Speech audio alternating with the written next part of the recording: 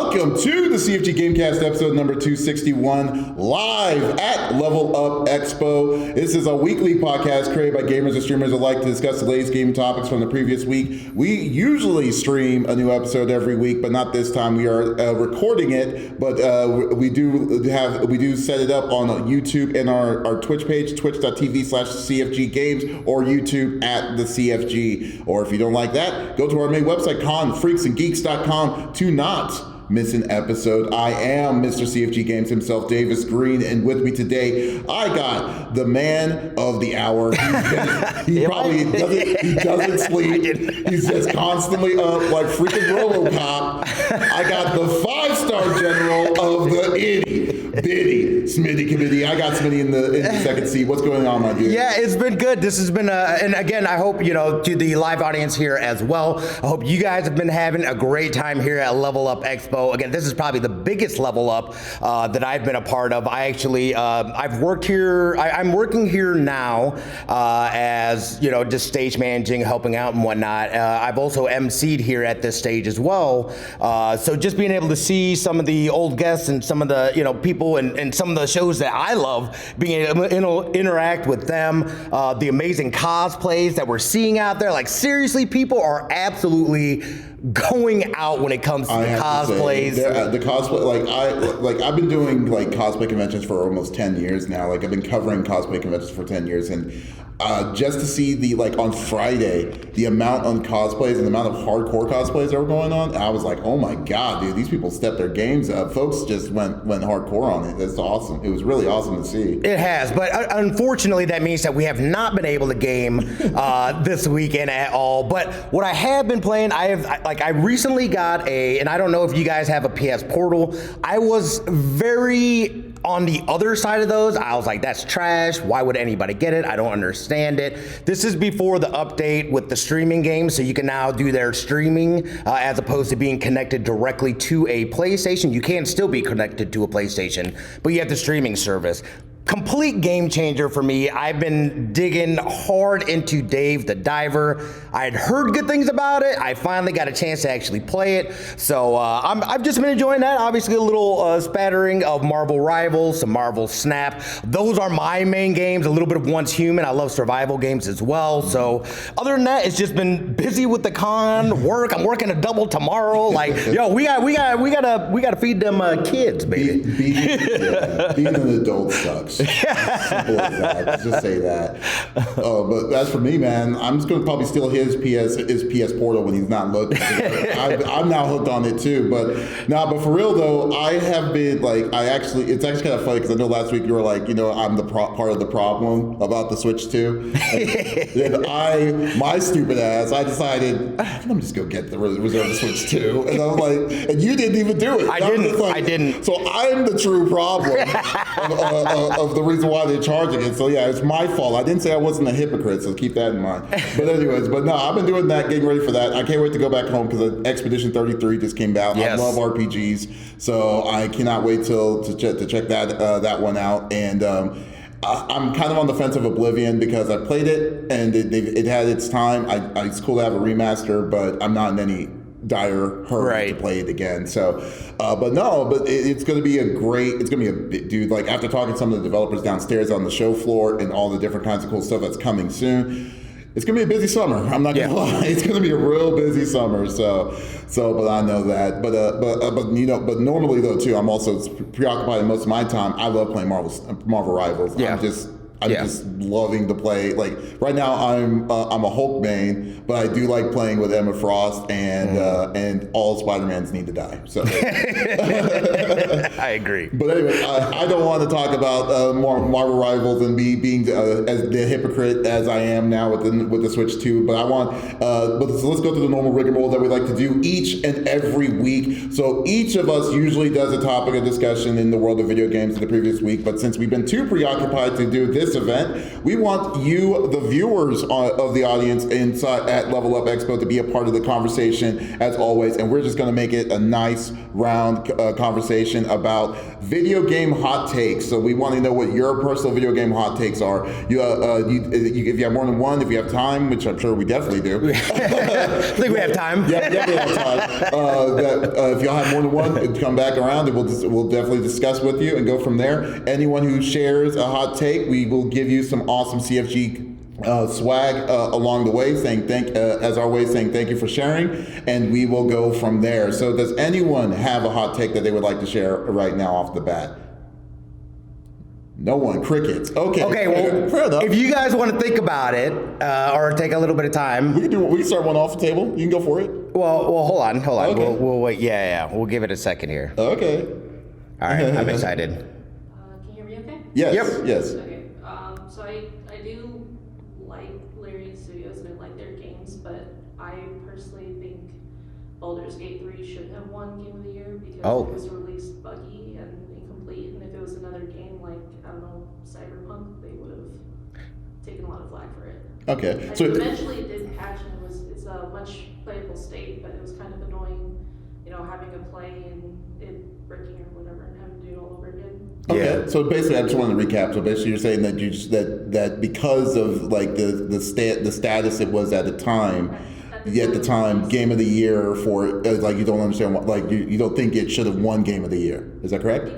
Because of the way it was. Yeah, that's fair enough to say. I would have.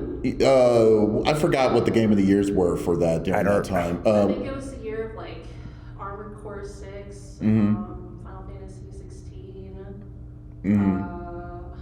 I can't. There's nothing that really like stands out to me. No, Game of the Year, I believe, we can check it up. I think Game of the Year was 2023. It was Game of the Year 2023. So I definitely will agree that it wasn't at its best peak state. But the one thing, this is a conversation though too. So there's no wrong or right on this. But I think in the way of how games are completed nowadays, they're not complete when they come out. But however, when Baldur's Gate did come out, it came out done. Like the story, like they didn't change anything. They didn't add the ending. The ending was like, oh, we're done with this at this part. We're going to finish some more once the official release was out, because during the time when it was in its beta phase, it was doing all of that for 2 years prior to when the game came out in 2023. Now, to say, was it a clean start? Absolutely not. You're right. It was it was not. It was definitely buggy. It definitely had some glitches and stuff like that.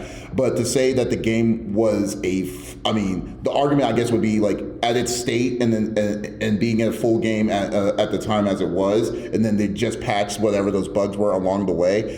I personally kind of give it a pass, because like, a game like Multiverses, they won Best Fighting Game of the Year. The game wasn't even in alpha stage when they won the Alpha Game of the Year. And then last year, before it canceled out, before it died out, it also was nominated for Fighting Game of the Year again 3 years later after when the first time happened. That doesn't make any sense. So, but Baldur's Gate, I don't know. But what was their competition? So the 2023 Game of the Year nominees were Baldur's Gate 3, Alan Wake 2, Marvel Spider-Man 2, Resident Evil 4, which I didn't agree with that.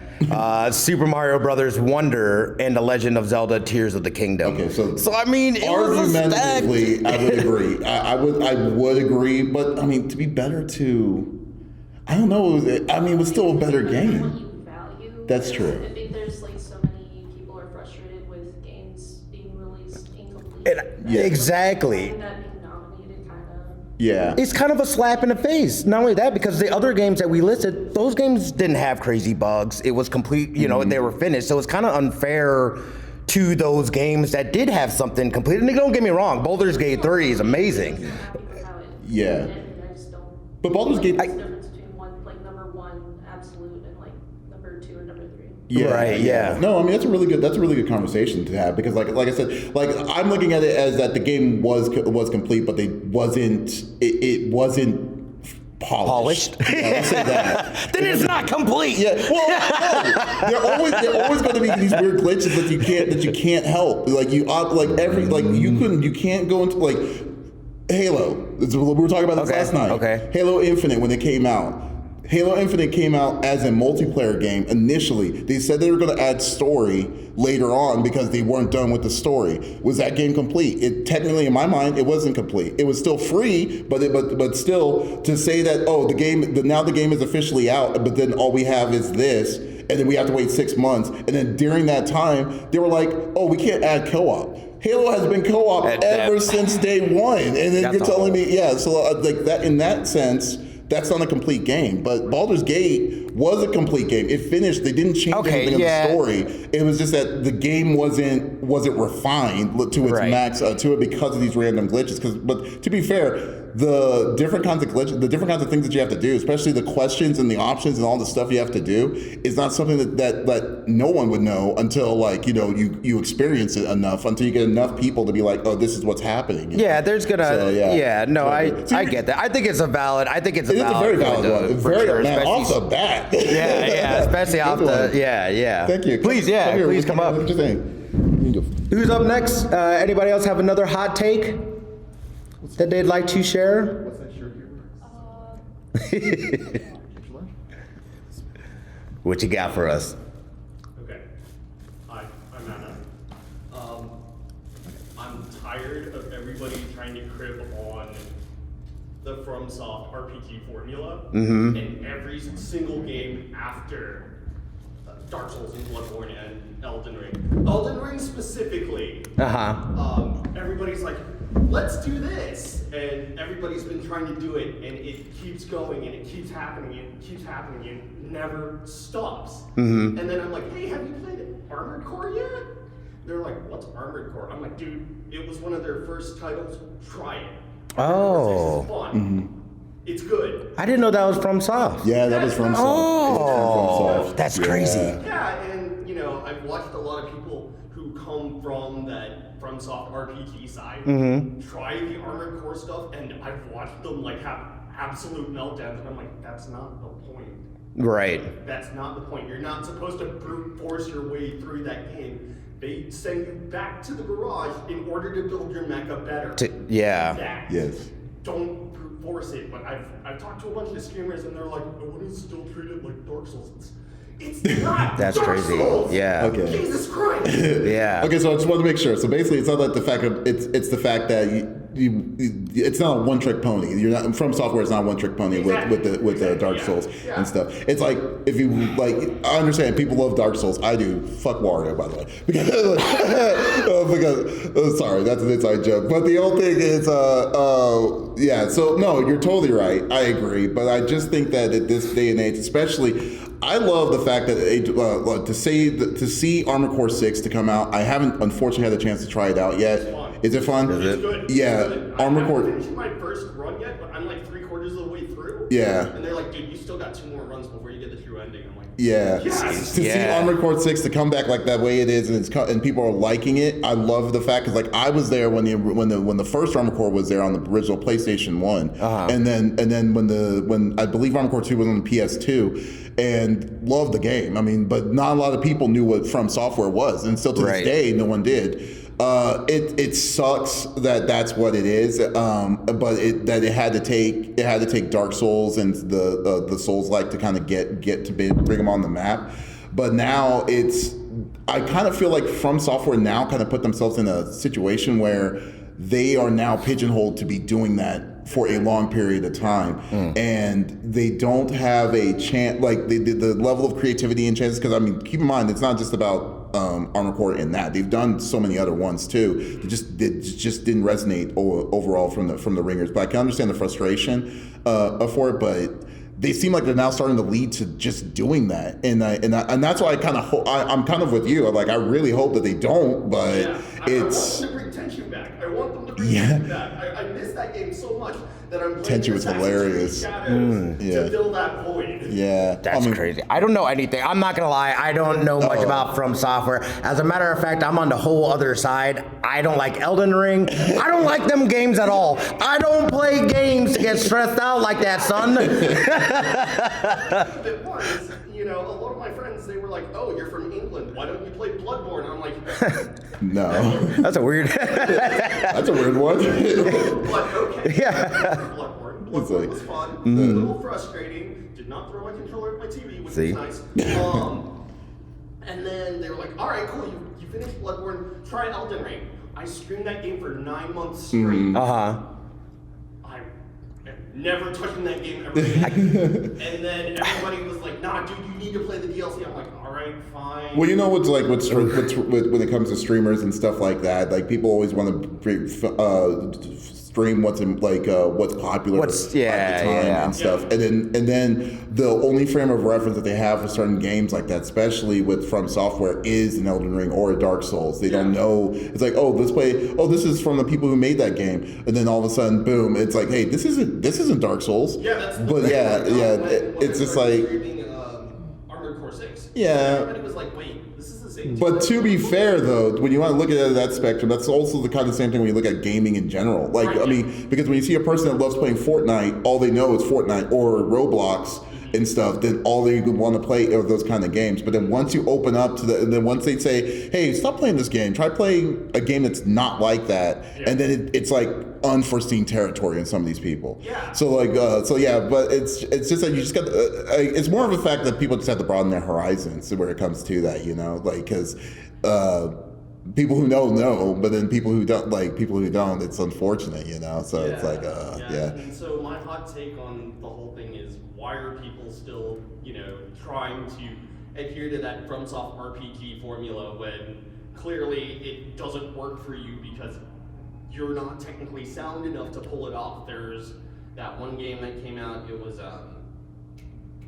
Lords of the Fallen. Yeah. Oh yeah. Yeah, this is technically a sequel. I mean, they could hit and miss. Like, I mean, like the most recent one, I think would you consider it First Berserker of Kazan? Yeah. It's really fun. It's not, I mean, you can't compare it to like a Dark Souls because I mean, it's a smaller company that did it, but it's actually a very fun game. Like I do have the time of my life messing with it. One closest to comparison I would say is Lies of P is a really good one. The Pinocchio story is actually insane. So like, I would definitely love it.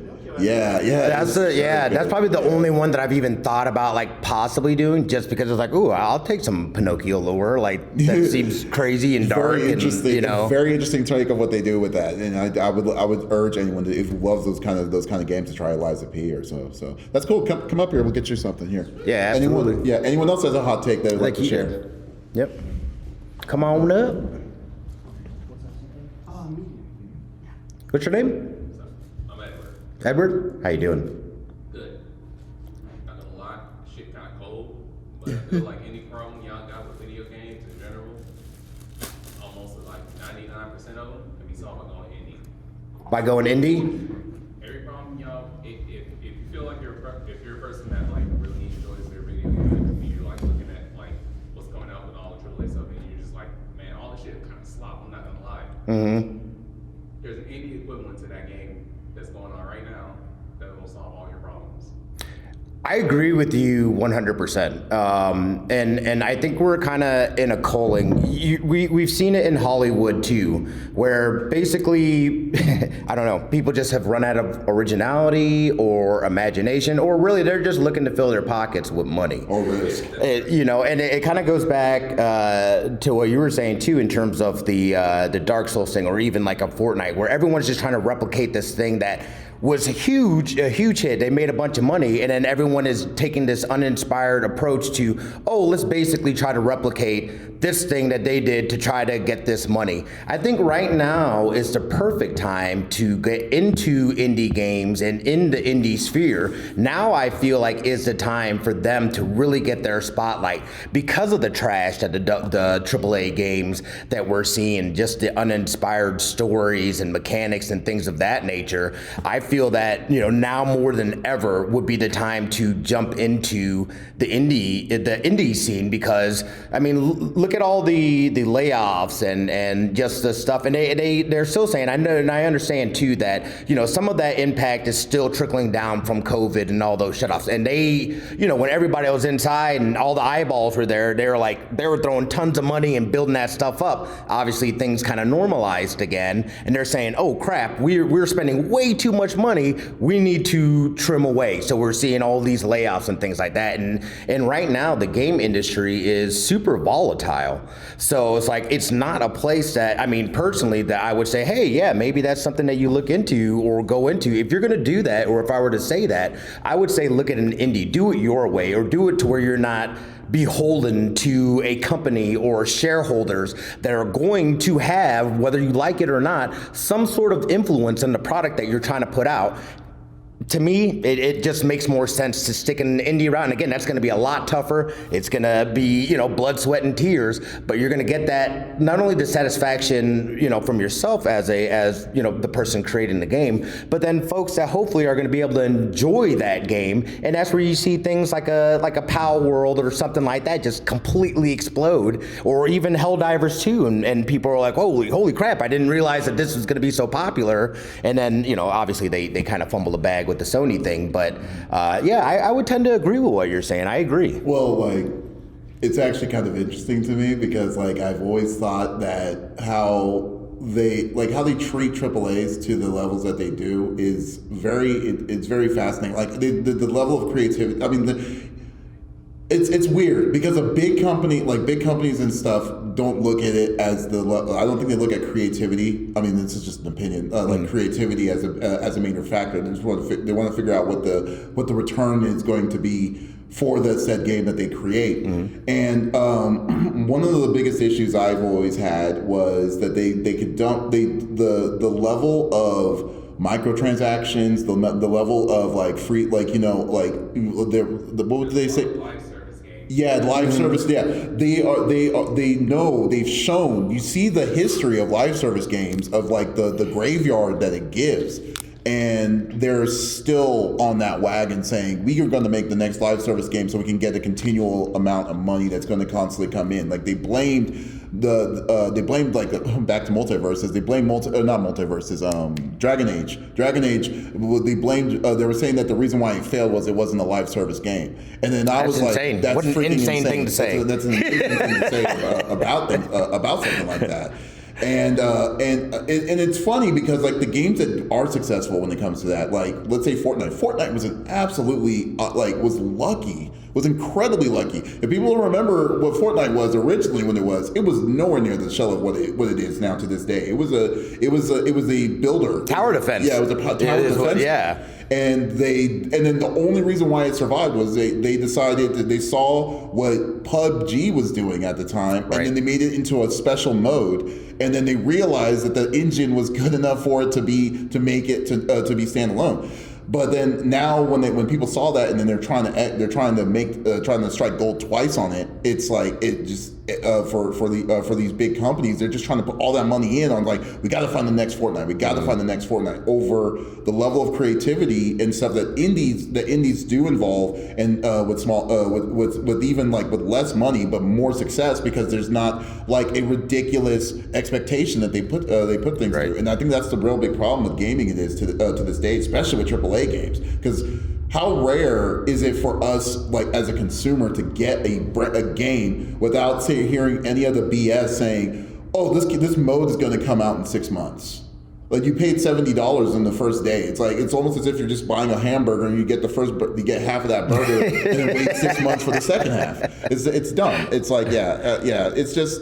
I don't know, man. It's unfortunate. I totally agree with you when it comes to in that sense. It's not we're not in a really strong spot of where it is with big gaming companies. But the best thing to do is to support the indie scene, because the indie scene is probably the way to go if you're I mean, I don't want to be a dude on a pedestal there, but to be a true gamer, to be playing indie games, but it kind of is the case though. Right. Now, unless you're expecting to get unless you're expecting to still play your Final Fantasies or your Marios and stuff like that. But like, if you're trying to, it feels like AAAs are just now chasing the dollar at this point. Yep. So yeah. Correct. And one more thing though, like, yeah, if you're looking for recommendations, like, Souls Like That was here, you would have loved like Pseudo Regalia, like. Just That Radio has been a dead franchise forever. You got Bum Rush, Cyberpunk. Mm-hmm. If you're still digging your platformers, your Souls like that, there's Hollow Knight. There's just so much good shit.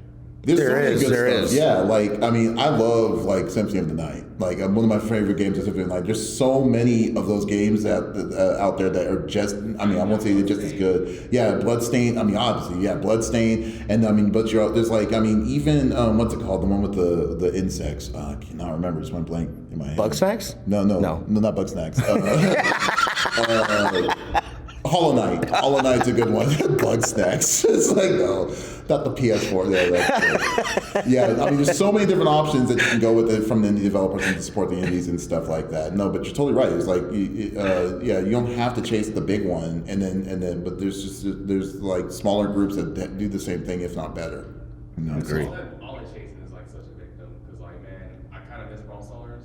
Brawl Stars. Is that the one with the cars? No, that's the one with, like, it's kind of like a, it's kind of like Smash Brothers. No, not. You're just throwing things out. Okay. It was Fortnite-ish, but like, top down brawler. Oh, I don't think I've ever seen that. What did you say it was called? Brawl Stars. Brawl Stars. Yes, you? Yeah. I have played Brawl Stars. Okay. I enjoyed Brawl Stars. That was like a lot of fun. Oh, okay. Yeah, no, it was a lot of fun. Multiple clones of like games that were just kind of like that. Yeah. They were all live service, and then they're all dead, and they're all dead now. Yes. It's unfortunate. That just makes me sad. Yeah, but no, but thank you so much. Yeah, I appreciate it. Come up here, we'll get you something. Here Yeah. for you. All right, is there anyone else that has a hot take?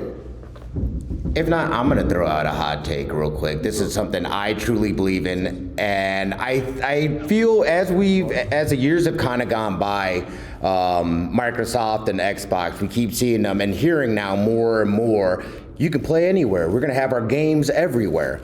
I believe that within the next 10 years, and I don't know that necessarily that they will be a gaming leader, but I think that they are going to be towards the top. And why I believe that is that they have positioned themselves to do so. Again, with the play everywhere. I could play on a fridge. I could play in my car. I could play literally everywhere. Game Pass right now. I mean, look at the Nintendo Switch 2 prices, the subscription and stuff like that. That stuff keeps creeping up higher and higher to where an Xbox Series S is cheaper than a Switch 2, right?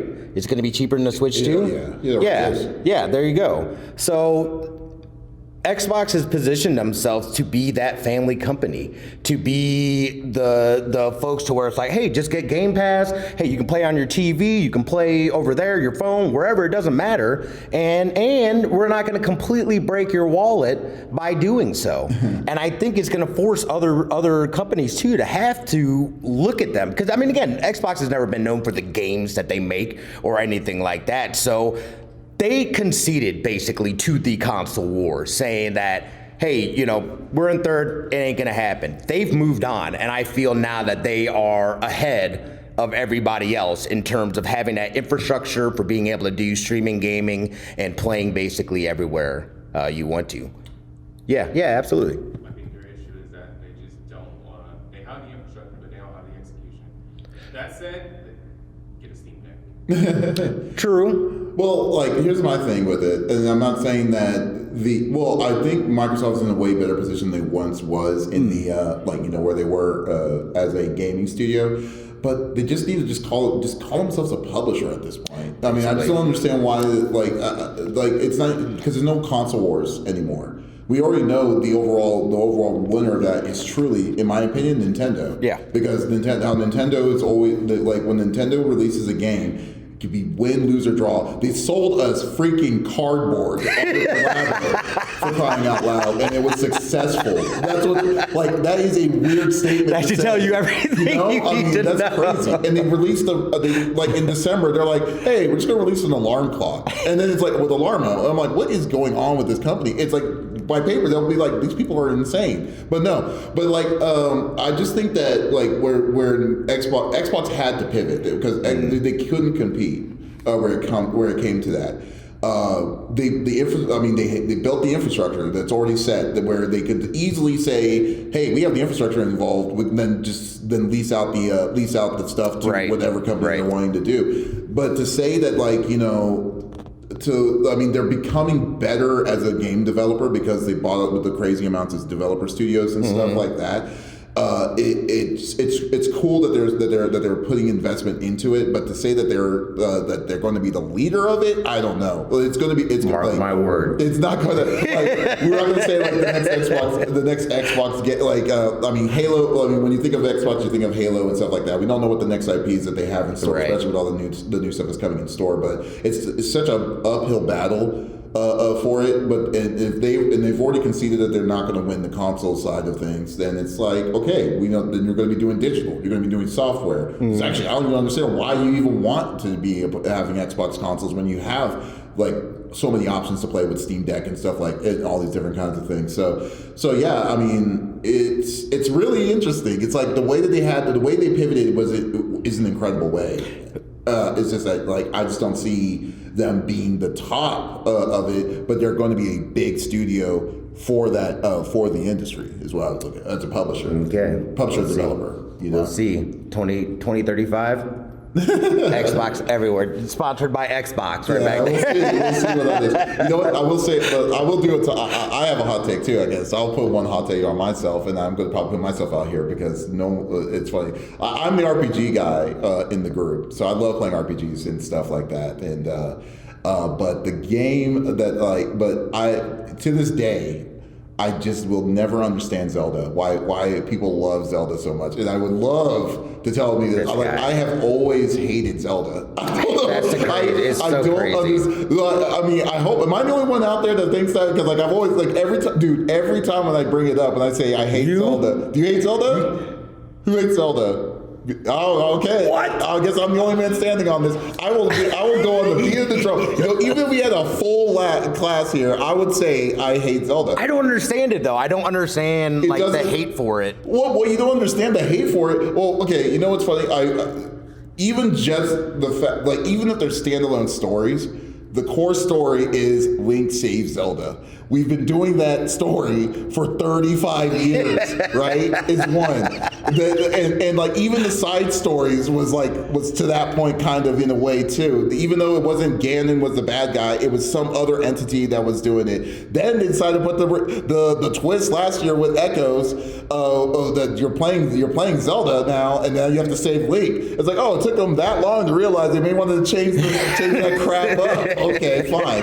But the thing that makes it to me so annoyed about it is that every Zelda is it's a different mechanic. Like basically, it was like, you know, with Breath of the Wild, what was Breath of the Wild's one? I don't even remember. I don't even know. But the second one, what's the second one called? Tears of the Kingdom. Yeah, Tears of the Kingdom was basically build your own gears and stuff like that and everything. Wind Waker was sailing, which goddamn I hated that so much. I hated the sailing so much in that. That was so bad. And you know the ones where you're the werewolf. I don't even know. No, clearly I have missed some Zeldas. Each one had a weird mechanic. It was like I think that was the Wii, the one on the Wii. Twilight Princess was the shadow one, or was when you morphed into a wolf. Then you have the one that was in the sky. I'm terrible with the names. I'm terrible. Skyward Sword was the one with islands floating in the sky and stuff. It's just I'm just like over it, man. Like I've always been over it. I will say one more thing. I will say the one thing that I will say I love is A Link to the Past. I love A Link to the Past. That was a good one. But like all the other ones, I'm just like, okay, guys, I'm not. Ocarina of Time? Oh my god! Oh my gosh! Dude, Ocarina of Time is amazing though. I can't do Ocarina, dude. I beat it, but I was like, this is stupid. That's crazy. All right, so here's the thing. What's the thing? Your issue with Zelda? Oh wait, go on the mic. We gotta, yeah. I think your issue with Zelda is that you're treating a puzzle game like a traditional RPG. Oh, absolutely not. Your approach to this series is like you're not melding with the approach to the series that way you want to do it. No. Like essentially, when it comes to Zelda games, like the big draw is like the RPG feel, but a lot of it comes down to like the puzzle solving. Like giving these mechanics in like every game, and then like you play the game going around like figuring out how like each thing like interacts with each other, and like you progress through it. When you think of the Zelda series more akin to a puzzle RPG than a traditional one, then I think you might enjoy it a little more. No, here's the funny thing about that, because it's kind of a nice little way where you're telling me to get good in a way, but that's fine. I'm just kidding with you. But I will say this though, I think that it's like I play puzzle RPGs all the time. I love them. I do. But you cannot deny the fact the water temple in 64 in Zelda 64. Yeah, that was just garbage. Is one. But in my like an actual soft block, and honestly, yeah, out of all those Zeldas, that one, even Zelda fans agree, water temple is that. That was like, what is going on with that? But I just don't like the. Like I said, I love Link to the Past. Link to the Past was nothing but puzzle solving with it, and even the sequel that just recently came out of it, I can't remember what it was called. The sequel that just recently came out, I loved it. It was just the style and the system and stuff worked. Tears of the Kingdom? No. There was a sequel of Link to the Past, but I can't find it. I did not know that. That one was like that. I love that too, but maybe just 3D Zeldas is not my thing. But I just think that the problem is just for instance, the ones that came out on the Switch. It reminded me of Witcher. Witcher 3 is somewhat similar. It's somewhat similar with how they did the open world system, but it just felt. It felt more empty when it came to Zelda in itself. I'm not comparing the two, but I'm just saying the style of it was kind of like, because there was more of an open world system that they were just introducing in that world. I think it was better for Zelda to go that way, but I just am not interested in it. What? A Link Between Worlds? Link Between Worlds. I love I never even heard of that. A Link Between Worlds. Yeah. I mean, I'm telling you, dude. Like for some reason, I'm That's sorry. crazy. I will die on the hill that I will never get the Zelda fame. I am not a Zelda fan. I have tried it. I've done it so many times. I played them and I've beaten them, and I still. He literally played like all of them. yeah. That's the crazy part. He hates the game, but he plays every single one of them. I don't understand. I really enjoy making story. You can't hate to hate. You have to try it out. I mean, you can't deal with it. And so that's the way I look at it. And then Honestly, the fact that you play all the games and you say you just like them gives you a more nuanced thing, and I feel like that's a lot better than being like, other people that don't play games and they're like, man, I hate that game. Right. Yeah, exactly. So there you go. So I'll give you that. Yeah, there you go. I know you have no idea, man. It's like so many people. And then there's another one too that makes the people are probably going to hate me on that too. But we'll see. But before I do that, is there anyone else that wants to come get some free swag from us here? Just share a hot take. Does anyone have a hot take in video games that they'd like to share with us? I do have an actual hot take. Okay, wait. We'll get him, and then we'll go first. Yes. Yeah, So, that's one that I'm always conflicted on, because I do love the Zelda games. Yeah. But no offense, I can't really. I mean, you were saying, like, you've played every single one of them. If you played them and you still don't like them, I have played the worst one, which was on the CDI back in the day. The weird 2D animated one that came out. There's two of them. I have played those. I already knew those were terrible, but I just had to hurt myself. So there you go. Okay, so there you go. How you doing, sir? Good. I'm doing good. My name is Armando. I was going to talk about Rockstar games a bit. Okay. I feel like in the past they were very centric on telling a story. Mm-hmm. Although I think over time it's kind of transitioned to just like an online model, like with GTA Online. Yeah. I mean, we had GTA 5 re-released across 3 different generations, which isn't necessarily bad, but they didn't really add much to it except the online components of it. More Right. Mm-hmm. And I do think that's kind of like how a lot of the industry is kind of like transitioning to, and you guys kind of talked about like microtransactions. Mm-hmm. Absolutely. So basically, you're just wondering about like I just want to make sure I got you right. So basically, you're saying how Rockstar Studios transitioned of the games that they had in the past to what they were doing now with GTA 5 and how they focused mostly on the microtransaction online side for the essentially the live service side. Live services. Yeah. So it's like we could have probably spent a lot more time maybe like focusing on like other things. I mean, sure they have like GTA 6 that's on the horizon, but they could have been making like other things. No. And, I'm sorry. You can go. No, let me ask you real quick. Like, do you have what are your expectations for GTA 6?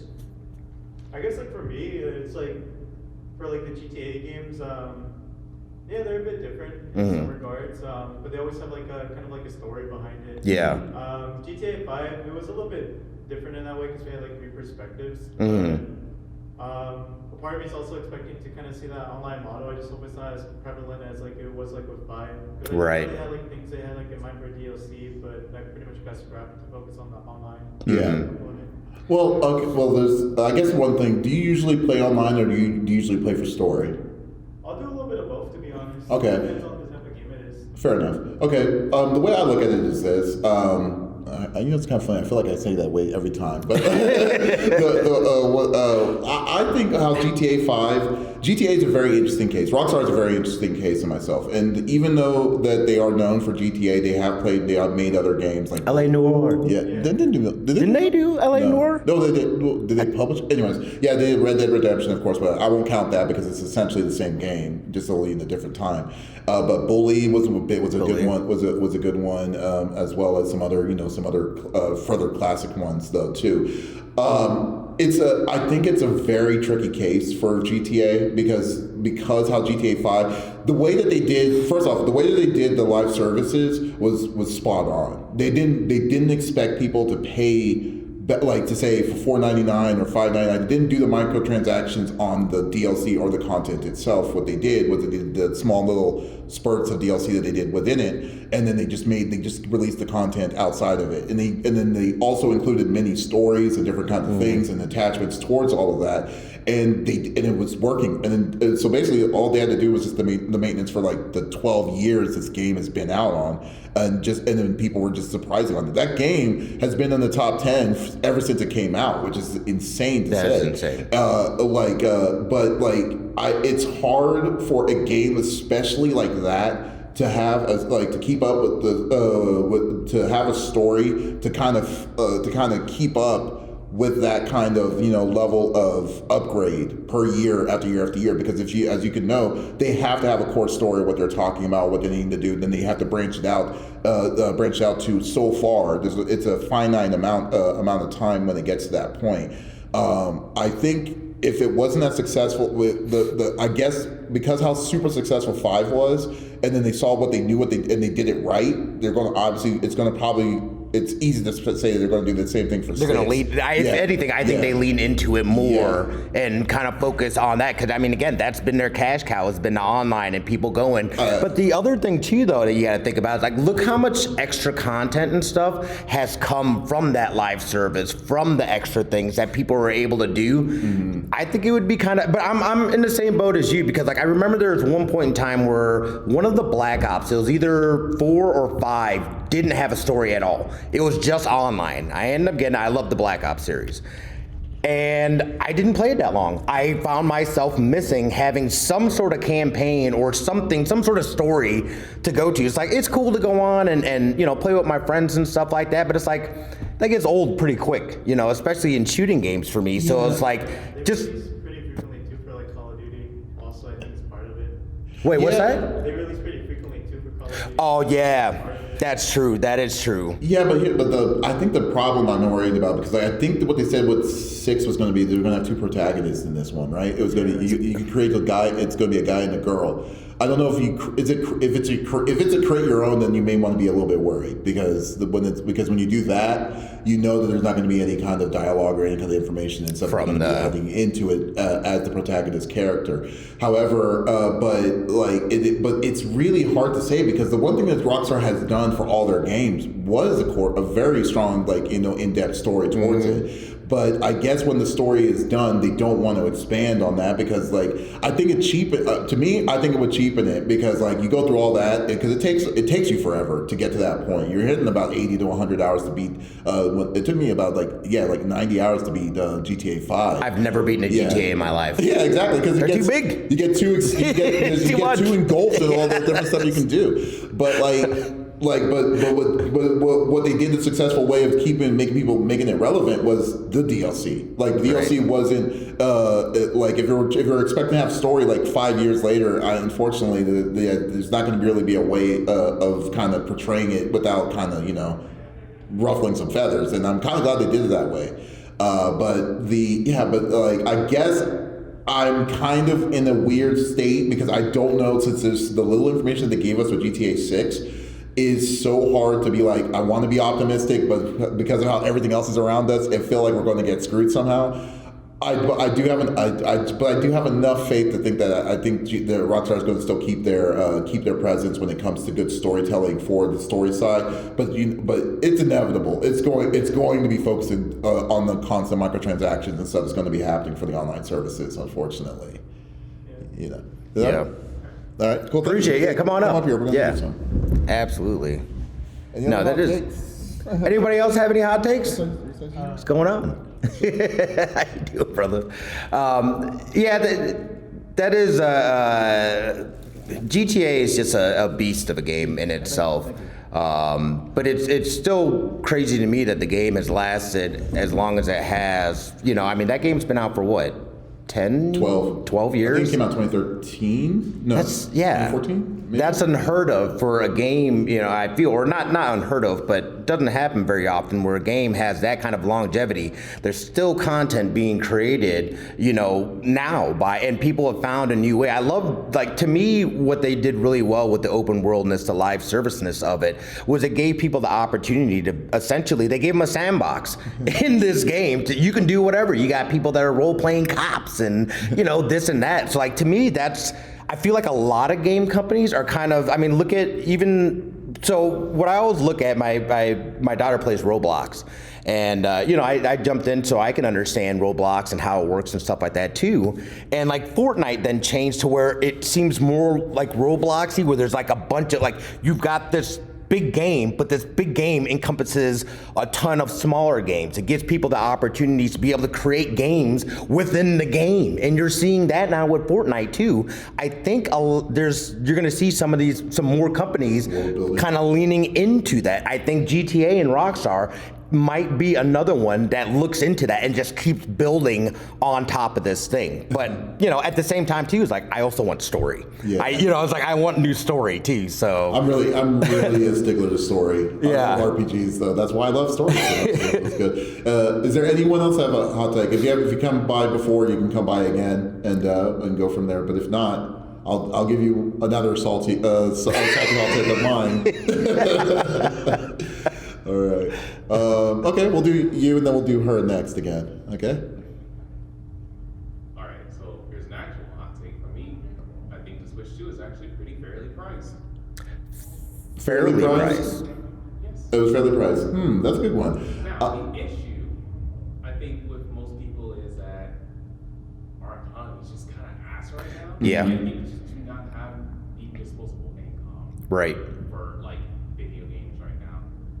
And I think that's just part of the issue. But overall, for the specs it has, for what it does, it's actually pretty much right in a realm of pricing that I would consider. Honestly, if money is no issue, yeah, that's actually pretty fair pricing. But if you're really feeling kind of tight on budget, that's one of those things Well, to be honest with you, yeah. I think. Oh, I'm sorry. I would say I would agree. They're just a little bit too crazy about yelling at people oh, gotta lower the prices. See, I thought the price on the system itself, I think, is absolutely fine. I thought even before anything was announced, I was thinking probably 400, maybe 450 on the high end, which is around where it came to, inevitably. But to me, my issue with it is, if you look at the accessories, looking at the games, okay, And I'll tell you right now, I am a slut for Mario Kart. I will play every single one. I love them. I've been playing since the original. That in itself, I said I will get the Switch 2. If I can day one, I would love to. Strictly on Mario Kart. And I know that it is not, they have it priced as an $80 game. It's not going to be an $80 game. It's going to be like a $140 game. Because what they learned from this last iteration of Nintendo Switch, and I've been saying this for years, why don't they just build into the infrastructure of Mario Kart? Add tracks and stuff like that. Would we get this last one? They started adding tracks. They had the Game Pass and stuff like that. I can't imagine that they won't look to do something similar, if not more, within that infrastructure and build that out and bring more DLCs. So I will pay more and I will continue paying them as long as they're giving me new content. So so that makes me a little nervous, and not necessarily from the standpoint of Nintendo. What I'm nervous about is that all the other people are going to see these prices. Well, Nintendo did it. Yes. Push out literal garbage, and he was like, look, Nintendo gets away with it because they actually put the work in their games. And yes. As much as people hate Nintendo, their games are bomb. Yes. But you see Sony and everyone else do that, where they're like $80, $90 games, and it's like maybe 4 hours of gameplay, and like it plays like ass. And it's like you get your money's worth with Nintendo. Yes, absolutely. But I think everyone will see what Nintendo is doing, and they'll try to follow that trend. Like, bro, like across seas, like a PS5, about $1,000 now. $1,000, but no game right now. And it's like that's the issue with Nintendo. Like when people see Nintendo do things, they get worried because everyone else is gonna follow suit. Yep. And they don't have the quality behind them. Yeah. Exactly. Like, I didn't actually mind. I don't mind the price. The price for the system is what I was expecting it to be, around $400 to $500, which is fine. And I believe the base console system was $449, which was a little bit higher, but I mean that's fine for the specs wise. But I totally agree. I totally agree with Smitty that it's the way that they're pricing the games, the accessories is insane to me. Like I saw, like to get a controller, like another dual controller is $90, and that's like it's ridiculous. And then what's even worse, and I think most people kind of over neglect this, is the storage. Like if you're wanting to buy the storage, cards itself are over $100. So like with the XC and stuff, so you're already paying, like the 512 is $100, and then you also get, if you want to get the 1 terabyte, it's $189.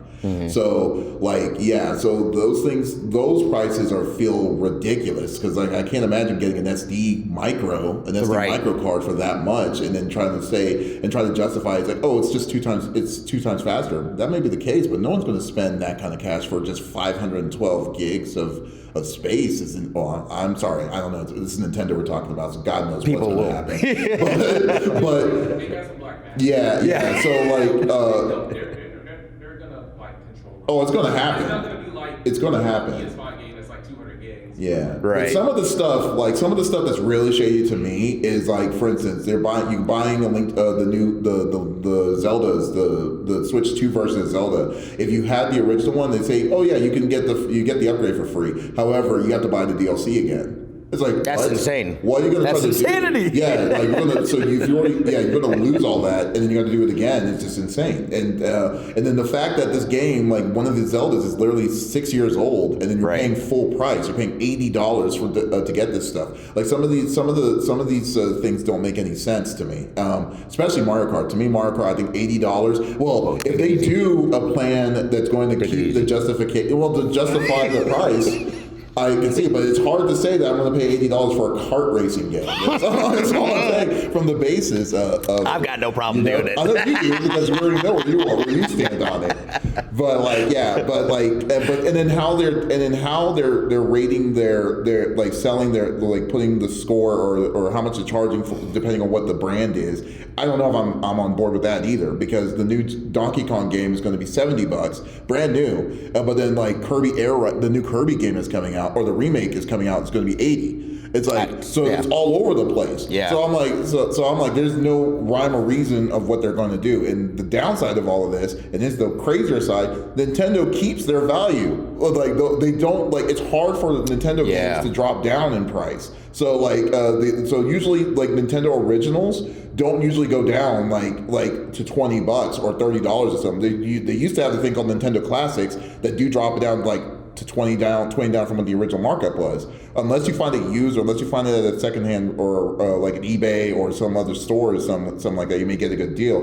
But if you want to get a brand new marketing price or like retail price, it's still going to be an expensive game. So we'll see how that. Yeah. So I mean, like I said, that's the downside. The console marked perfectly fine. I'm fine with it. But it's just all the other stuff, the games, the accessories, and stuff like that. The shitty camera that it comes with. It's like the $50 is terrible. I still can't believe they showed that, and I was just like, that's not a selling point, man. Yeah, that's cool. But thank you. Let's go ahead and get this. We got a couple more minutes left here before we have to wrap up.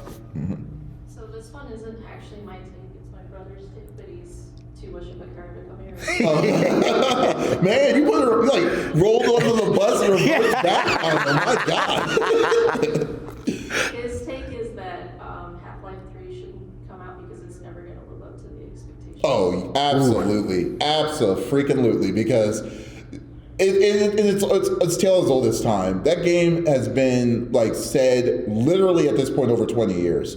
So now it doesn't matter whoever picks it up. Every time when a game goes in this weird like limbo state, and then it stays in that limbo state for a long period of time, it doesn't matter what level of expectations that you had for that game, it's never going to live up to it. No. Because it's to a point that the idea is now bigger than the execution. Right. So like, yeah, so now it's like, well, first off, Valve doesn't need to. I mean, Valve, has with Steam and stuff like that itself, they're printing money with just that in itself alone. And I feel like Gabe Newell is a smart man. I'm pretty sure he probably thinks that that's the reason why too, because it doesn't matter that he has to have an idea that it doesn't matter what he does or what he says, or if they do release it, he knows people are not going to be happy about it. Because now you got people that have been waiting after Half-Life 2 now are in their 40s and 50s and stuff. Yeah, but what about Half-Life Alyx though? Wasn't that was a good game? And I know because that was like exclusive VR, right? Yeah. Yeah. So I know that that made it a lot harder too for people to get their hands on it, play it if you didn't already have the equipment to be able to do so. But I heard that was pretty good though, actually. It was a good game, but the thing that made it good was that they didn't hype it. It just was when they released it, it was released, and they didn't say it was a 3 or a sequel. It was just part of the world. Oh, yeah, exactly. Okay. Exactly. Okay. So people were more forgiving on that. They were really just glad that it was like, oh wow, this is in the Half-Life world. Okay, cool. We're gonna play it, and then it was a good game. It was definitely a really good game. But if you're gonna slap a sequel to it, let's give a good example of this. Is Kingdom Hearts 3. Mm-hmm. Like Kingdom Hearts, like they were teasing Kingdom Hearts 3 for 14 to 15 years prior to that to come out. But during that time, they were releasing prologues, epilogues, continuations, and other stuff like that. And then at the same time, they were still pushing people saying 3's coming out, 3's coming out, it's coming. We're promising it's coming out. And then finally, when 3 came out, it felt outdated because of the way the system works. You already know where I stand with Kingdom Hearts. I hate it.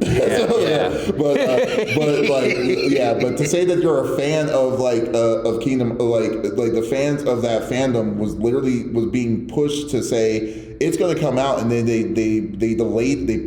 pushed it back for 15 years is not only unacceptable, it's just like, wow, okay, then that you're not gonna hit your expectations at that point. Well, at that point, it's like I don't even want to play it anymore. I feel like you know what I mean? It's like because people are just now gonna run with their different kinds of opinions of this is how the system's gonna, this is how it's gonna be, this is how it should be, and then all of a sudden it's like, oh, it's not like that, or the systems are like, oh, this would have been cool if it came out during this time, but now it's like 10 years later, and it's like the system's outdated, and it's like, okay, it's too late. Yeah, you know? yeah. So yeah, I mean, I totally agree. I mean, Half-Life, I think now is in a weird like RIP state, but now it's like it's nice to dream that they will do it. But it's like, but hold your breath about it. Like, I wouldn't even do it. Unfortunately, I'm sorry. I'm to a point. That is on my list, though. That is Half-Life Half-Life is on my list for playthroughs because I have 1 and 2.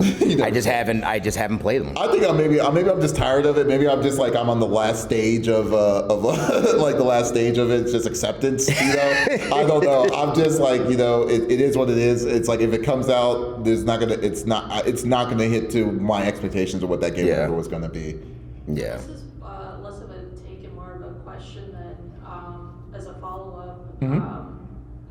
So you would say it's mostly expectation that would like ruin it? Because I mean, going back to like Baldur's Gate 3, it was like several years after 1 and 2, and then a completely different studio does their take on 3, and it's liked by a majority of people. There's like some hardcore fans that are like kind of sad that it's not.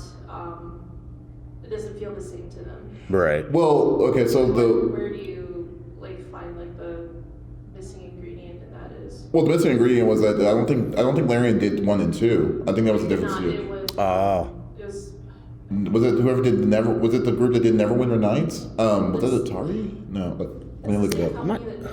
Dragon Age. Oh, it wasn't. I don't think it was. On top of my head, it's been like a while. Wait, the people that did Dragon Age, that was the people who did Anthem. BioWare, that was BioWare. Is BioWare that did it? Oh. Yeah. Baldur's Gate 1 and 2. Oh. Yeah. So like, I think that one is a. Yeah. You know what? I think that one, the pass on that one is the fact that Larian basically took the Baldur's Gate IP and made it with their own style, mixed with what the Eternity their Eternity style, and then they just basically kind of gave the not I won't call it the skin because it was really in depth on the stuff that you can do in that game. Yeah. But like but I think that they had enough pull to say we're the studio that's making this game and we're going to do the way we want to make it. They didn't care about the backstory of 1 and 2 itself, and I think that the way that they did it to make it kind of feel like it was standalone. Like I guess a game you could compare about that is Witcher. 1 and 2 are terrible games. I mean, they are not. You don't hear in the conversation. We need to play Witcher 1 and 2. No, like every time. I was told to skip 1 and 2 and just go directly to 3. Play Witcher 3, even though it's the same studio and they do connect. They're like, no, just play Witcher 3. Don't even worry about 1 and 2 and stuff because it does stand alone to a point that it's like, okay, this is a good intro, a good entry point and stuff to the game. Even though, like I said, it all interconnects. But the expectation, I think that when it says an expectation to Baldur's Gate, I don't think there was any because prior to 1 and 2 came out like in PS2 era. That was wild. And we weren't expecting a 3 until Larian announced that they were going to make one. And literally maybe 5 years ago when they first announced we're making the Baldur's Gate, and then people are like, "Oh wow, yeah, I remember Baldur's Gate." And got to that point, and then they're like, "Oh, that'd be cool to see it again." And they didn't make it. They didn't say it was a remaster. They didn't say it was a remake. It was a standalone, full-fledged game that to do it. I wouldn't compare personally. I wouldn't compare Baldur's Gate comparatively to like the expectations of what a Half-Life was, because Half-Life cliffhangs you. Half-Life 2 cliffhangs you. They say we're gonna wait. We can't wait till Half-Life 3 comes out. That was 2002. I mean, it's like So no, we didn't like because when you play a Baldur's Gate, you're essentially playing a D&D campaign, and then once you're done with the campaign, and then there you go, because you're not playing the same characters anyways. So it's kind of like I kind of treat it like more like a Final Fantasy. Like you don't have to play all of them and then just go with it. Yeah. Yeah. Thank you, though. Appreciate it. Hey, but guys, thank you so much. Hey, when you're done, I want to get your shirt size. We'll get you something here for you, too. Yeah. Okay, cool. So, but guys, hey, thank you so much for the conversations. It was awesome to talk to y'all and geek out about games. It's really cool to kind of get it. I hope y'all feel a little bit lighter now. So now it's out there in the open. But guys, thank you so much for sharing with us. But if you did miss out on this episode, folks, you can always check us out on our website, confixgeeks.com. But we also release it on all podcast services. So definitely check us out. But so there's absolutely no reason to miss out on our sexy voices. Ooh. Guys, y'all enjoy the rest of your show at LVLUp Expo. And this is Davis Smitty signing out. Y'all take it easy. Thank you. Appreciate it, guys. Thank you.